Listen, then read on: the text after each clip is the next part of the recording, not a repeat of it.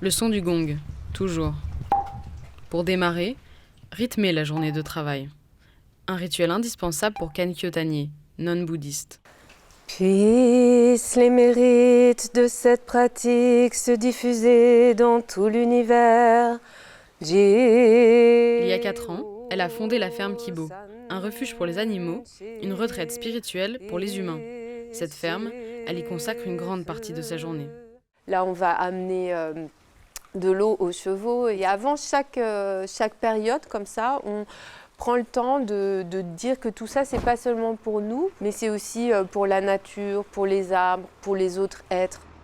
Kankyo n'a pas toujours été en contact avec les animaux. Avant de devenir nonne, elle a fait des études de droit, donné des cours de chant.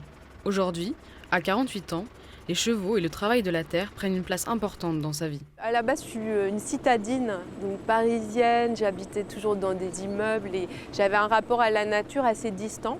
Donc j'apprends avec Kento, avec les chats, avec les chiens. J'apprends le retour aux choses simples. Il y a des beaux yeux. Jusqu'à ses 26 ans, Kankyo a vécu une autre vie, une vie étudiante, trépidante. Élevée dans la religion catholique, elle a longtemps cherché son identité.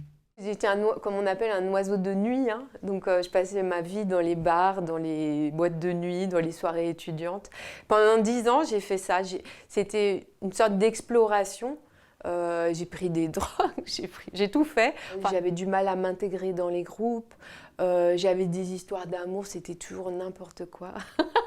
Très émotionnel, très difficile en fait. Cette jeune femme de l'époque, elle souffrait beaucoup, à la fois au niveau des émotions et aussi au niveau du sens. Par hasard, à la bibliothèque municipale, j'ai trouvé un livre du Dalai Lama et j'étais dans un café en train de lire et ma vie a changé. 22 ans après cette révélation, Kankyo transmet sa foi, en accueillant pour quelques jours, quelques mois parfois, des personnes qui s'intéressent au bouddhisme zen. Au monastère voisin, où elle habite, les journées aussi sont extrêmement cadrées. 12h30, l'heure du repas. Le repas, c'est un moment important. On ne mange pas de façon automatique ou en parlant avec des gens. On prend le repas en silence.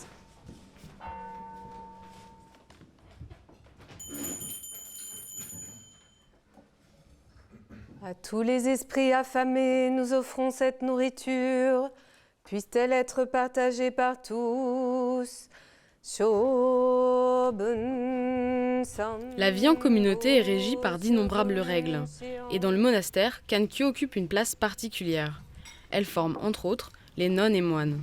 Parfois, de leur rappeler qu'il faut porter l'habit comme ça et pas comme ça. Voilà, c'est des petites astuces, mais elle le fait toujours d'une façon très juste, très aimable et très claire. Pour Kankyo, s'engager dans le bouddhisme ne rime pas avec célibat. On peut vivre en couple, on peut fonder une famille, donc moi j'ai un compagnon. Non, j'ai pas d'enfant parce que c'est quand même là beaucoup de temps, hein. Et moi j'ai toujours mis en priorité, j'avais envie de pouvoir continuer à suivre l'emploi du temps tel qu'il est. Que ce soit au monastère, au restaurant ou au concert de jazz auquel elle se rend parfois, elle tient à porter son habit religieux. À tout instant de sa vie, Kankyo reste une nonne.